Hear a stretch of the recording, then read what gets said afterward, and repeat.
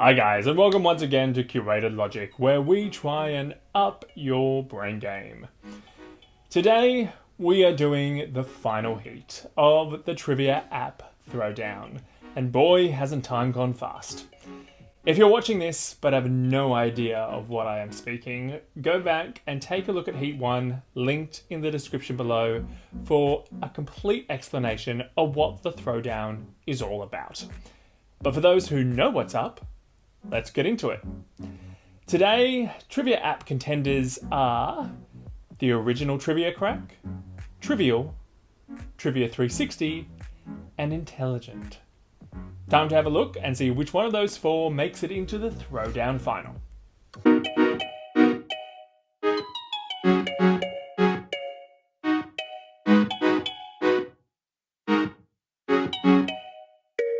I must say that this final heat was by far the hardest to judge. Each app had qualities about it that made it shine, and each either lacked or had too many other elements which brought down its score.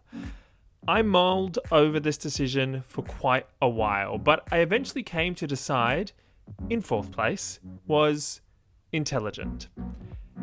What I really liked about this app was the ability to choose the difficulty level of the questions with which you are presented.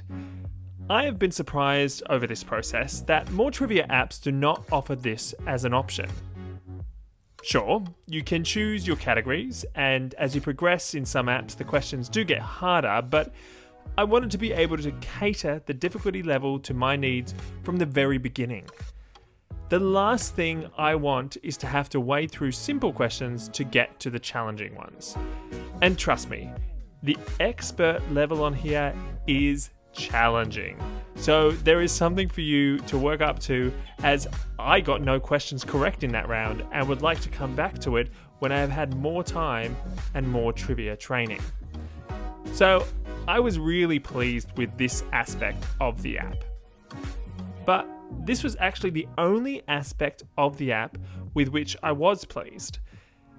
This is because, really, the app is just an almost endless set of questions at the difficulty you set, stopping only when you get 4 wrong.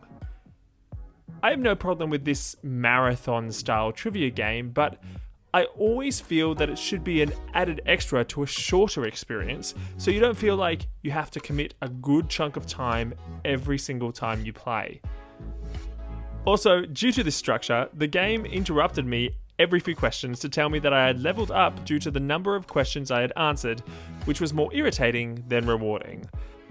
So even though no other app I looked at in this heat had what Intelligent had, read the difficulty levels, there was not enough else to the app for it to climb atop the podium.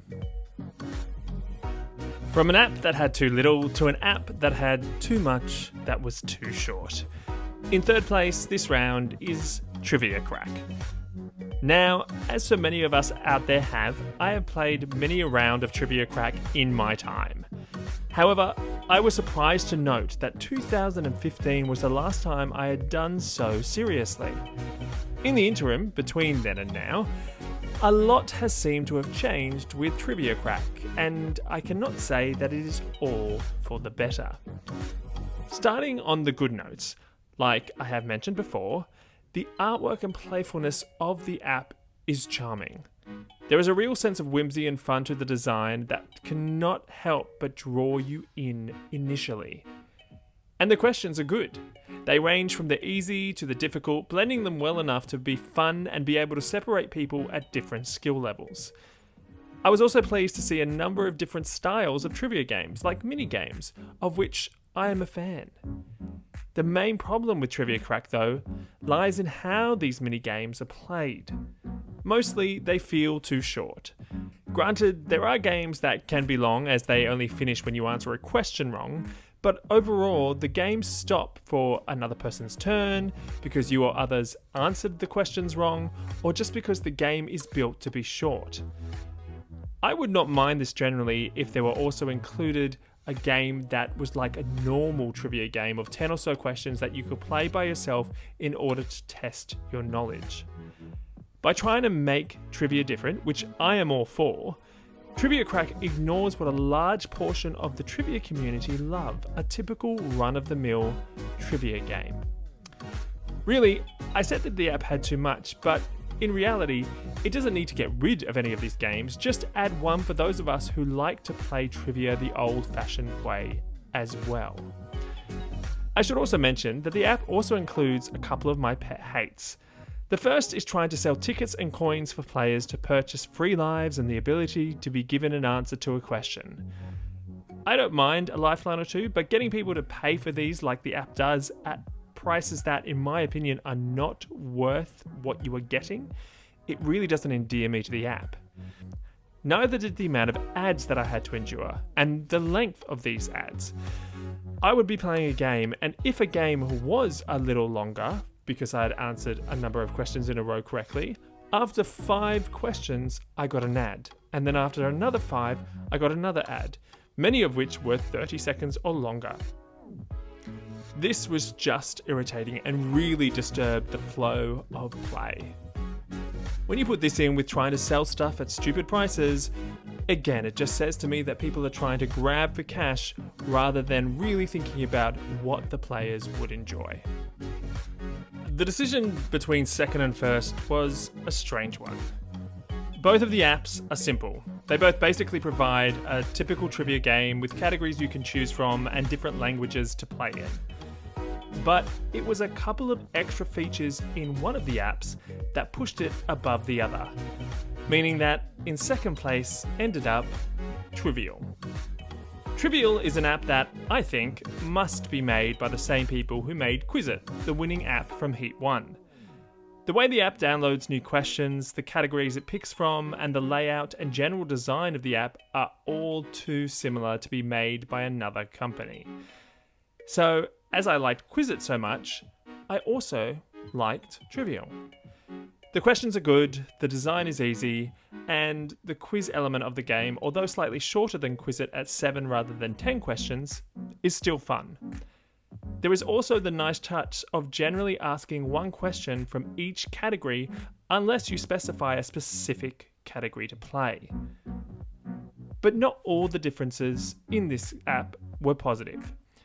In Trivial, there is no multiplayer option, as far as I could see. Whilst I generally don't like to play against other people, every now and then I want to see how I am faring against someone else who is playing the same app. Without this option, I would have to seek out this competition somewhere else. Really though, apart from this, it was more of what the next tab had than what this one didn't that kept Trivial from taking out number 1. So that means, in first place, we have Trivia 360.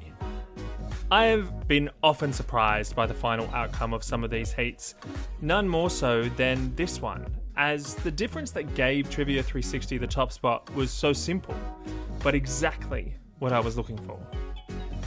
As I said before, the game offers a pretty normal trivia game with different categories and languages to choose from. Unlike Trivial, it also adds a multiplayer function, which plays a lot like the original multiplayer function in Trivia Crack, playing a turn and then waiting for your opponent to do the same. But it was not this addition that set this app apart. What made me smile and made my day was the addition, when reviewing the questions you have answered in the round just played, of an opportunity to stay within the app and go to the Wikipedia page, or sometimes a YouTube video, of the topic of the question you are looking at, in order to learn more. This, to me, is the trivia dream. The reason behind Curated Logic and the website I am creating is to be able to learn and retain information. The more trivia I can learn, the better, and the more likely I am to retain the original information if I can put it in a broader context. This is what the app provides by linking to Wikipedia and YouTube. No more do I have to venture out of an app to better understand what it is I am learning, and by doing so, the flow of the game and the trivia session is not interrupted. I must also say that, apart from formatting making the final questions Wikipedia link inaccessible on my phone, which was a pain, The formatting of the questions being all in one easy to read column was also the best I have seen. It made my life easier and the trivia experience more enjoyable, as did the entire app generally. So there we have it. The final app to reach the Throwdown final is Trivia 360. I will now spend the next couple of weeks playing each of the 4 finalists more religiously in order to get a more comprehensive vision of what I like about each app, and then I will be back to crown a winner of the inaugural Trivia app Throwdown. If you haven't seen any of the other heats, as I said in the intro, go back and watch them and try out the winning apps for yourself as well. I would love to know your thoughts on whether you think I judged well, or maybe you have a different opinion. If you want to continue upping your brain game, please follow Curated Logic on any of the socials listed, each focusing on a different way to test your brain, or you can support these videos and everything we are creating through Patreon, which is also linked below. I hope wherever you are in the world, you are keeping safe and happy. Until next time, keep upping your brain game and have fun. See ya.